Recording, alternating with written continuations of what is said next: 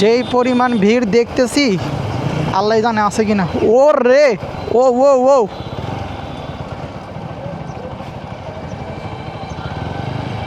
ভাই সিরিয়াল কোনটা?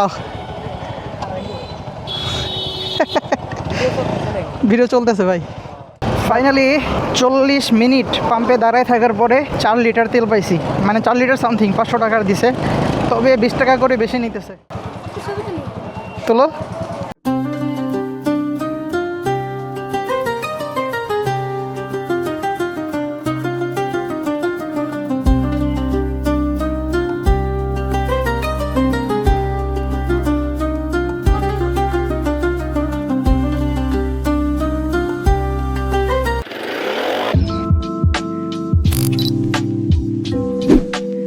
বিসমিল্লাহির রহমানির রহিম।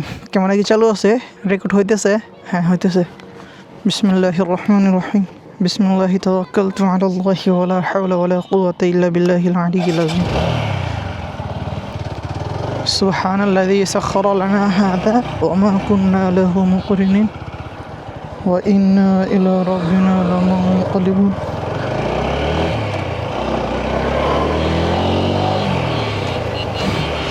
গাইস, ঈদ মুবারক, ঈদ মুবারক, ঈদ মুবারক, ঈদ মুবারক। এটা এমন বেড়াছাড়া লাগাই দিছে কি লাইয়া? এমন লাগাইলেন কেন চাচা?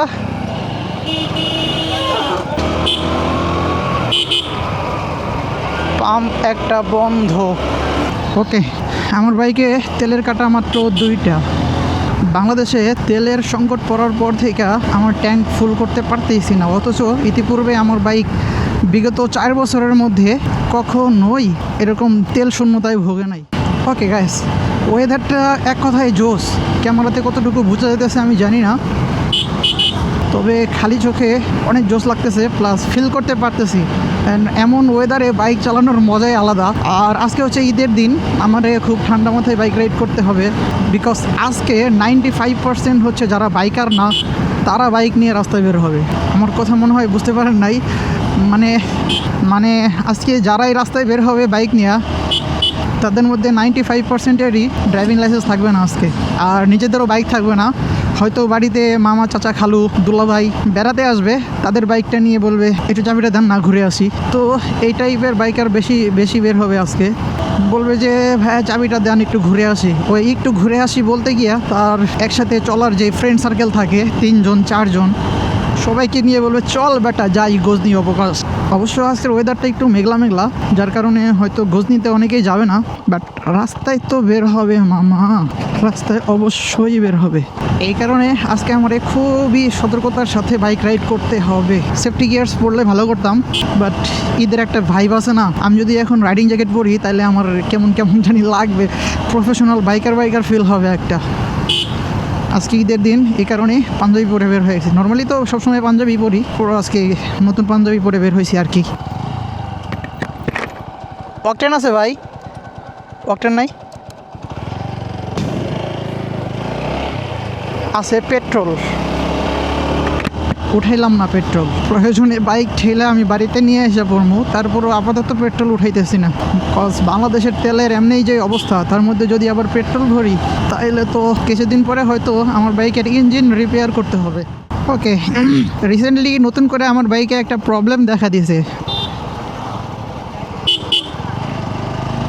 মেবি আমার বাইকের টাইমিং চেন লুজ হয়ে গেছে, ওরকম একটা ছ্যাদ আওয়াজ শুরু করছে ইঞ্জিনে থেকে। টাইমিং চেনটা লাগায় নিতে হবে, অন্যথায় বড় ধরনের ঝামেলার সম্মুখীন হইতে পারি। বাইক আজকে ওইভাবে টানতে পারতেছি না, কজ আমার ট্যাঙ্কে ফুয়েল কম। দেখেন যতগুলি ঝামেলা আছে, মানে ঝামেলায় পড়ছি সবগুলি এই ফুয়েল কেন্দ্রিক। গত ভিডিওতে দেখছেন ঢাকা থেকে আসার পথে এরকম একটা প্যারায় পড়ছিলাম। অবশ্য আসার পথে আরও কয়েকটা পাম্প থেকে একদম ট্যাঙ্ক ফুল করে নিলে ভালো করতাম। বাংলাদেশের তেল বাংলাদেশে তো আসছেই, আমাদের এলাকাতেও তেল আসছে। এখন থাকে না কিছু অসাধু ব্যবসায়ী সিন্ডিকেট করে আলাদাভাবে রেখে দিছে, তেল বিক্রি করতেছে মনে করেন সয়াবিন তেলের দামে 180 টাকা লিটার। ভাবা যায় যদি এটা পাম্পে বিক্রি করতো তাইলে আমি 999-এ কল দিয়া ভোক্তা অধিকারে সাহায্য চাইতাম। আমার খুঁজতে হবে এইখানে কোথায় অকটেন আছে, না পাইলে তো কিছু করার নাই আসলে। তারপরও এদিক ওদিক লক্ষ্য রাখতে হবে কোথায় অকটেন আছে।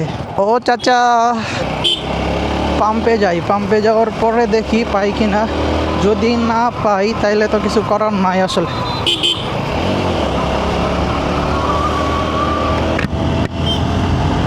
দুই দাগ, দ্যাট মিনস 1.5 দুগুণে 3 লিটার, 3 লিটারের মতো আছে। 3 লিটারে যদি 30 করেও পাই, 3 30 90। ওর রে, 90 কিলো আমি অনায়াসেই চালাইতে পারবো। টান বাটা, গাড়ি ধাক্কাইতেছে।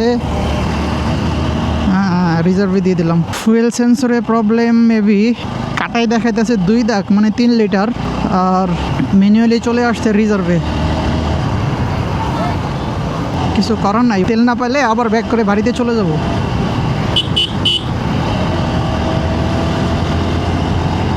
যদি ওয়াকটেন না পাই পেট্রোল ভরে নেব, যদি পেট্রোল পাই।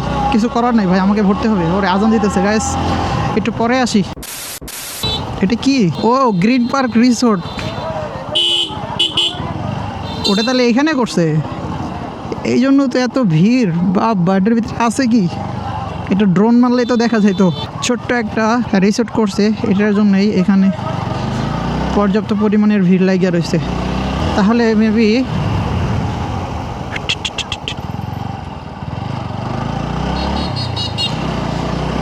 তুরা রোড স্থলবন্দরের আশেপাশে যেগুলি ছিল, ক্যাফে রুফ কথা, তারপরে বনভোজন নাকি জানো, ওগুলি সম্ভবত ভেঙে ফেলছে, যার কারণে মানুষজন এদিকটাতেই ভিড় জমাইতেছে বেশ। যাইতাম অনেক দূর, এখন ডিপেন্ড করে ফুয়েলে আমাদের কতটুকু সার্ভিস দেয়। অলরেডি বাইক রিজার্ভে চলতেছে, এটা এমন শুরু করলো কেন? এই যে বলছিলাম না, এগুলাই ভাই রাস্তাঘাটে পড়ে মরে থাকে। অরিজিনাল বাইকাররা এভাবে মরে না। এখন সেই রাজীবপুর থেকে রৌমারি চলে আসলাম, এখানেও যদি ফুয়েল না পাই তাহলে আর কি করার ভাই। ইটস মাই ব্যাড লাক, আজকে আর ঘুরতে পারবো না। এই কিরে ভাই, আল্লাহ ব্যবস্থা করে দিও আল্লাহ, এভাবে মাহরুম করিও না। যেই পরিমাণ ভিড় দেখতেছি, আল্লাহ জানে আছে কিনা। ও রে, ও ও ও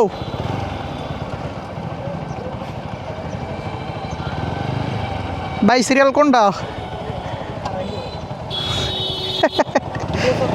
ভিডিও চলতেছে ভাই। ওয়াকটেন আছে? শুক্রিয়া। আমার বাড়ি বটতলা। থাকি অবশ্য ঢাকায়, ছুটিতে আসছিলাম। স্টুডেন্ট। ওই পাশ দিয়ে ওদিকে লাইন দিয়েছে ভাই। বটতলা পাম্প বন্ধ, কাম সারছে, বৃষ্টি আসতেছে আবার। এক পাশ দিয়ে দিলে ভালো হইতো লাইনটা। যান যান, সামনে যান আপনি, এই সোজাই থাকিয়েন। বাইনা পিছিয়ে পড়ে গেলেন আপনি, করতে আবার অল্প তেলে হয়ে যায়।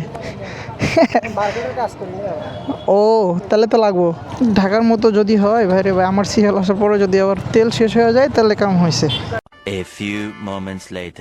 আধা ঘন্টা ধরে লাইনে দাঁড়িয়ে রয়েছি, এখনো বুথের কাছাকাছি যাইতে পারি নাই। আল্লাহ জানে কত টাকা দিতেছে। 500 টাকা যদি দেয় তাহলে তো কত, 3.5 লিটারের মতো।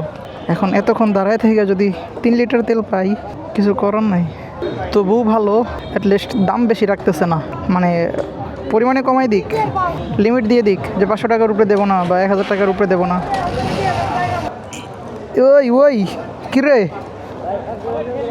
না, তো এতক্ষণ ক্যামেরা অন করি নাই, হ্যাঁ তারি মানে টিকিট টাপি নাই, কি একটা অবস্থা। পোস্ট বাটনে ছিল এতক্ষণ। ফাইনালি 40 মিনিট পাম্পে দাঁড়ায় থাকার পরে 4 লিটার তেল পাইছি, মানে 4 লিটার সামথিং। 500 টাকার দিছে, তবে 20 টাকা করে বেশি নিতেছে। এই রোডটা ঠিক করে নাই, মানে ফিনিশিং দেয় নাই, ভালো করে রেখে দিছিল। ও ও ও ওই যে এইখানে ছিল একটা, তারপর এইখানে ছিল আরেকটা, দেখছেন? সব ভাঙ্গা নতুন করে রিপেয়ার করতেছে মেবি। এই হচ্ছে অবস্থা। এটা একেবারে বর্ডারের রোড, মানে এই রোড দিয়ে বরাবর চলে গেলে হচ্ছে ভারত।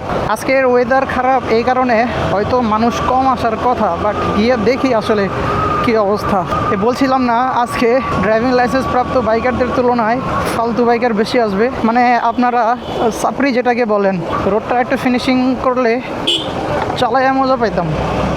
ওর রে, এখান থেকেই তো গাড়ি ঘোড়ার ভিড় দেখা যাইতেছে। এ জায়গায় সার্বক্ষণিক বিজিবি গার্ড থাকে। দেখা যাক।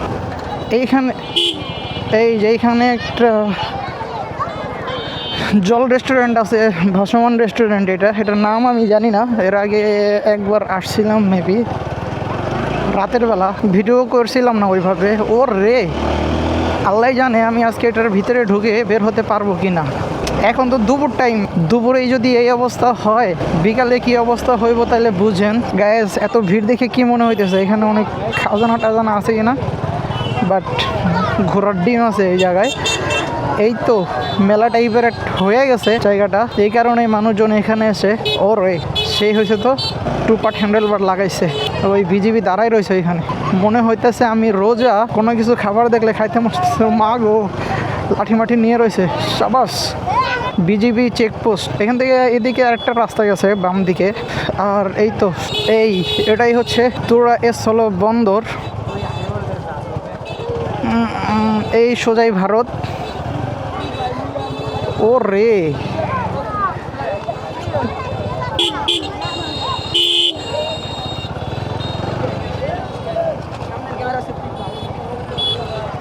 এই রাস্তাটা আমি লাস্ট যখন আসছিলাম তখন মাটির ছিল, এখন এটাও রাস্তা করে দিয়েছে। মেবি ওই পাশে আরও গ্রাম আছে। ওরে ভুট্টা ক্ষেতের জন্য তো আমি আপনাদেরকে দেখাতে পারবো না। এই পাশের পর্যাপ্ত পরিমাণের ভুট্টা হয়েছে মাশাল্লাহ। ওই যে ভুট্টার কলাও ধরছে। এই পর্যন্ত তাহলে ঢালাই দিছে, আর এখান থেকে নিচে থেকে হচ্ছে পিচ ঢালাই। কি একটা অবস্থা। এই দিকেও মানুষজন আসে দেখছেন। আর একটু গেলে আমি দেখাইতে পারবো এই পাশে কাঁটাতারের বেড়া আছে এই দিকটাতে। আর এই জমিগুলি বাংলাদেশেরই, বাংলাদেশের মানুষজনই চাষাবাদ করে এখানে। আর হচ্ছে এই তো এখান থেকে ভালোভাবে দেখাইতে পারবো। ওই যে তারগাড়া দেখা যাইতেছে কিনা আমি জানি না, ওইদিকে কিছু নাই, শুধু মানুষ গিয়ে জমা হয়ে রয়েছে। ওই সোজা দেখা যাইতেছে কাঁটাতারের বেড়া, ওই পর্যন্তই বাংলাদেশ। এর আগে দিয়ে হচ্ছে বাংলাদেশের রাস্তা। কি পরিমাণ মানুষজন ভিড় করছে দেখেন, এখান থেকে পিঁপড়ার মতো দেখা যাইতেছে মানুষগুলা। Need to go guys. বৃষ্টির ফোঁটা পড়তেছে আমার এখানে। যদি এই মুহূর্তে বৃষ্টি আসে, এমনিতেই তো নিউজ ফিড পুরো ভরে ফেলাইছে। শুধু নিউজ ফিড না, ভেরিফাইড যেই নিউজ চ্যানেলগুলি আছে ওগুলাতেও ভরে ফেলাইছে যে আজকে নাকি সারা বাংলাদেশ বজ্রপাত সহ ভারী বৃষ্টি হবে। এই ভয়ে বের হইতে চাই নাই, বাট 10টা পর্যন্ত দেখলাম কোনো খবর নাই বৃষ্টির। উপকূলীয় অঞ্চলগুলোতে হইতেছে কি না আই ডোন্ট নো, বাট এইখানটাতে নাই। এই সামনে এটা দিয়ে হচ্ছে ট্রাক যায়।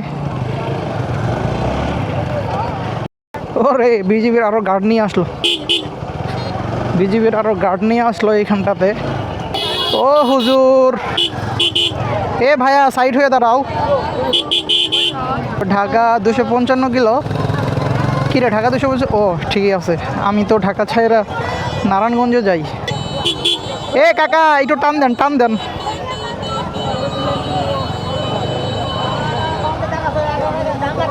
কুড়িগ্রাম সড়ক বিভাগ, রোড ডিভিশন, জামালপুর 90 কিলো এখান থেকে। আপনারা যারা জামালপুর থেকে আসতে চান তারা চাইলে আসতে পারেন। মাত্র 90 কিলো, বাইকে আসতে বেশিক্ষণ লাগবে না, ঘন্টা 1.5 থেকে 2 ঘন্টা লাগতে পারে। এলাকায় ঘোরার মতো তেমন সাথী নাই, তাই একা একাই ঘুরি। যখন যে আকাশে মন চায় সে আকাশে ইউরি। Wow nice. এখানে সার্জেন্ট বসছে, পুলিশে আটকেছে। আচ্ছা আমি গেছিলাম হচ্ছে রৌমারি থেকে বাড়িতে এসে জোহরের নামাজ পড়ছি।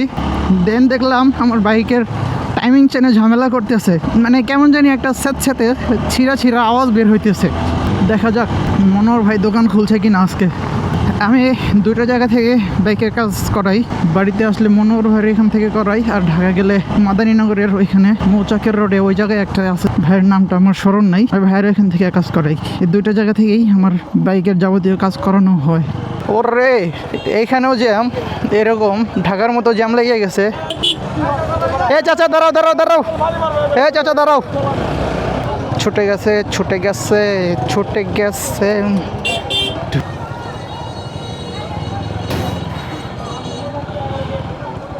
আসসালামু আলাইকুম, ভালো আছেন ভাই? আমার মনে হয় টাইমিং চেন লুজ হয়ে গেছে।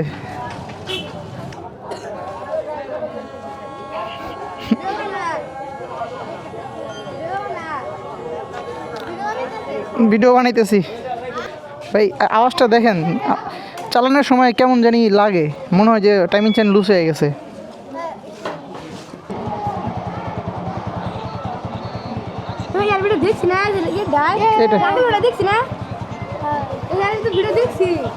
দেখছো?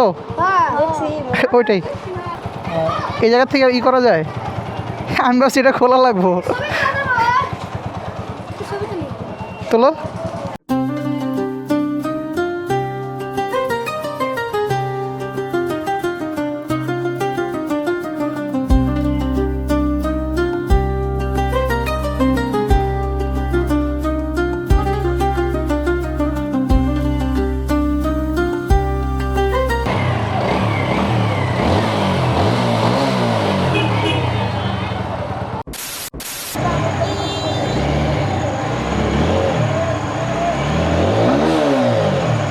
তের মত যখন আসবে। ওরে ওরে ওরে ওরে ওরে ভাই বের হয়ে যাই। ওই সামনে বাইক যাওয়া যাবো, একটু দাঁড়ান। তোমাকে করেছি পর। ওরে বৃষ্টির ফোঁটা পড়তেছে। যান ভাই যান যান, যেতে পারবেন যান। এ রে মাত্র বাইক ওয়াশ করেছি, এখন যদি কাদা কুদা ছিটে দেয় তাহলে তো সমস্যা। এ ভাই বামে নিয়ে টান দেন, বামে বামে ফাঁকা তো। এদিকে যাবেন, কাম বাজাইছেন।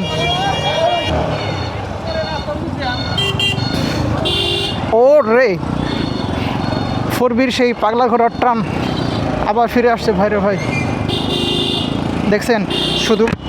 দেখছেন শুধুমাত্র আমার টাইমিং চেনটা একটু লুজ ছিল, যার কারণে বাইকের টান একেবারেই কমে গেছিল। সবাই রে কাটাইয়া কুটাইয়া যা ইব্রাহিম চল লাগাইয়া। আবহাওয়ায় সংবাদ দিছিল হচ্ছে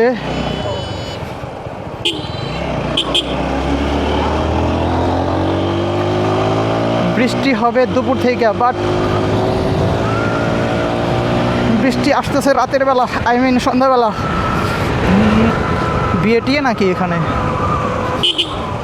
নাকি কোনো অ্যাক্সিডেন্ট হয়েছে, আল্লাহ মালুম। ফাইনালি আমার বাইক আবারও নতুনের মতো চকচকা হয়ে গেল। সর্বদিক দিয়া, ফিজিক্যালি বলেন আর লুকের দিক দিয়ে বলেন, একদম নতুনের মতো হয়ে গেছে। এখন আর কোনো পেরেশানি নাই।